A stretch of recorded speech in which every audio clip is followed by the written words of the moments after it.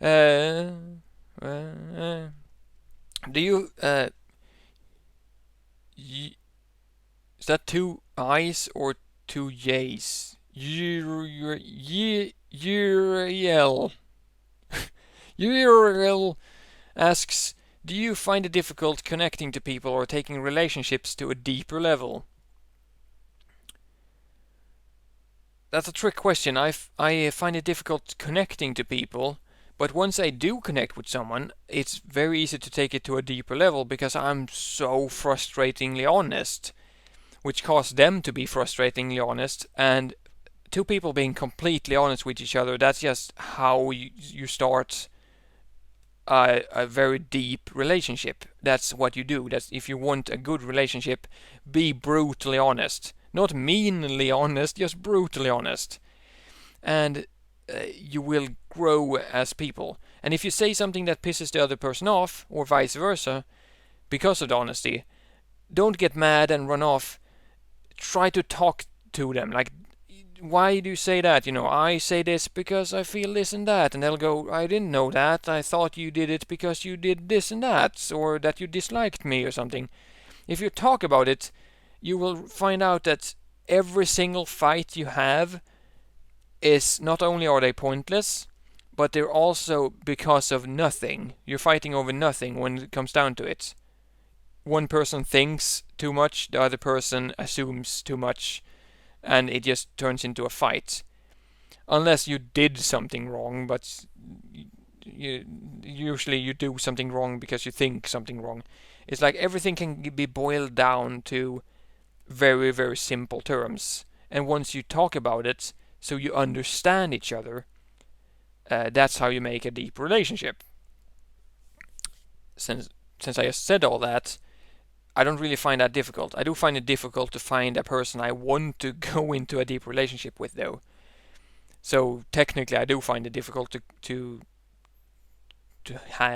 get that, but that's not really what you're asking anyway. Next question is from Wired. Whatever. When did you learn English? I remember when I learned English exactly. It was I told you this story several times before. I think when my teacher in friggin' I don't know what class it was though. Like friggin'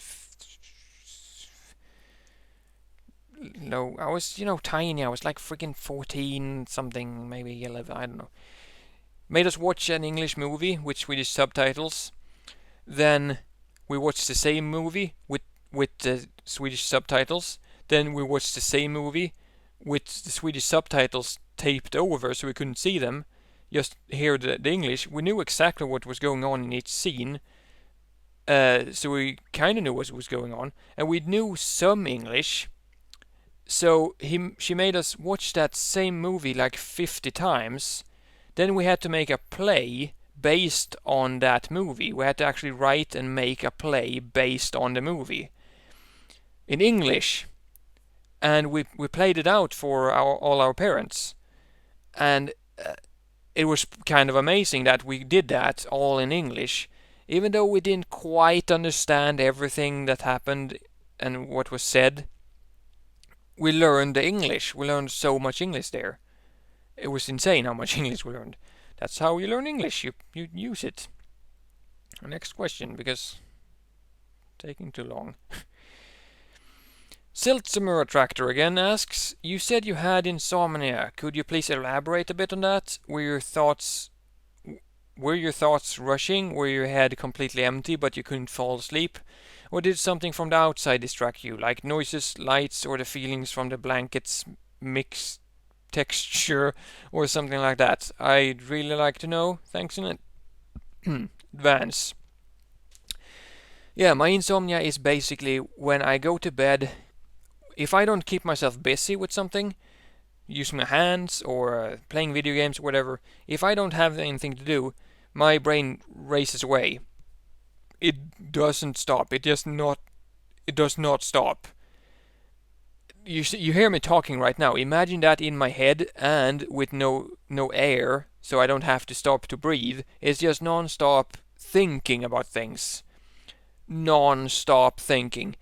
It's difficult to explain how non-stop it is for someone who don't know how non-stop it is, but a lot of Aspies are probably having the same problem, but still. It's also coupled with the fact that noises from outside and stuff like that can keep me awake, and lights. Uh, but mainly it's the fact that my brain don't shut up.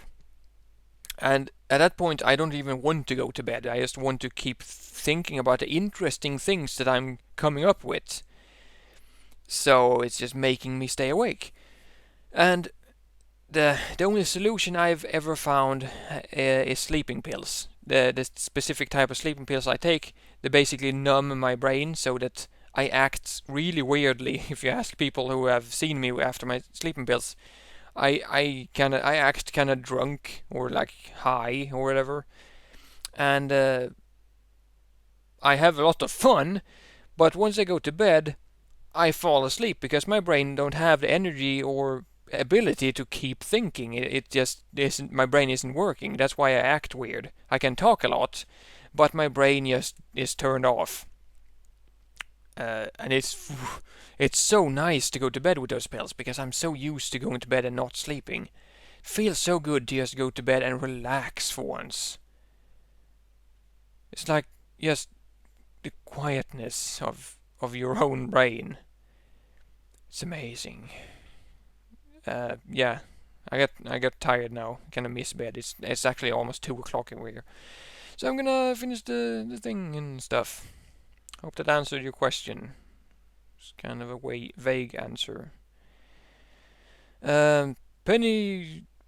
Pennywise is right asks. A lot of the time when I ask my Aspie daughter simple questions like, so what did you eat for lunch at school today? Etc. Basic chit-chat questions inquiring about today, she will answer, I don't know. Sometimes if I ask question further, she will remember, but other times she becomes aggravated. I think she does know, but couldn't be bothered thinking about it or talking about it, so she just says she doesn't know. Is this a common Aspie thing? I'm gonna tell you right now, I do that myself. Literally, if people ask something about something that is a very long story, it might not actually be a long story though. It might be something that a normal person would answer in a sentence. But to me, I have to start from the beginning, answer the whole thing, I have to think through it. It just takes a lot of energy. I might just go, or just say no, completely deflect it. Because I guess you could call it laziness. It's just that it takes. How was your day, for example? It's a really difficult question for an Aspie to answer. It's not just saying good or bad. It takes a lot more physical, mental strength than that, and tenacity. So that's what normal people don't get, because to them it's a reflex answer that you just throw out. And what did you eat for lunch at school today? That's not just something that they can go, pancakes, because that doesn't sound like a good answer. You have to, think about everything. Like, for example, if somebody asked me what I ate and I ate pancakes, I wouldn't even just say pancakes. I would have to tell them what I had on the pancakes, and if it was a day-old pancake from work because I heated up from work, then I would have to start telling them that I take food from work sometimes, and I heat it up the day after. I actually pay for it, even though technically I get free food. I don't get free food. I get free lunches, but it's like food that you're going to throw away. I sometimes take it home and then I eat it. So I had a pancake and also some whipped cream from the work. I didn't take yam from work. I took yam from my home, strawberry yam, and put it on the pancake. I don't use syrup. Whereas a normal person would just say pancakes, and it's really frustrating for me to go through that rigmarole. Because when you ask the question, you don't actually care, do you? When I answer it, I care. That's the problem. You don't really care what food I ate or she ate. So I don't think she don't remember. I just think she doesn't want to answer that question. She doesn't care about the question. If you ask her a question about something she cares about, then she will answer it. Nothing against you. That's just an Aspie thing. Just, let it be that way. And Kigasuru, I say that like it's Japanese. He replies with, "Hi, I would say that it goes the same way as hello, good morning, how are you?" Shaking hands and so on. I pretend these things are normal for normal people, but for us it's like bothering, because questions like these sounds for us useless or superficials. Which is also basically what I said, but very, very, very much shorter than what I said. But it is a good answer, because, that's how it is.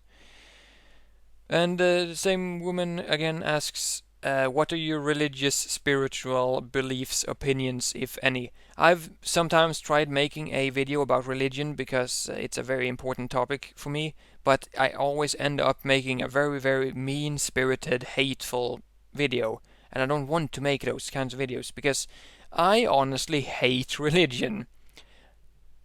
Religion as a thing. It's like, I don't hate a Christian, for example, but once he brings up religion, he's bound to make illogical, stupid mistakes. Because religion is a thing that is so generalized and old that it doesn't work in today's society. You can't use it for anything.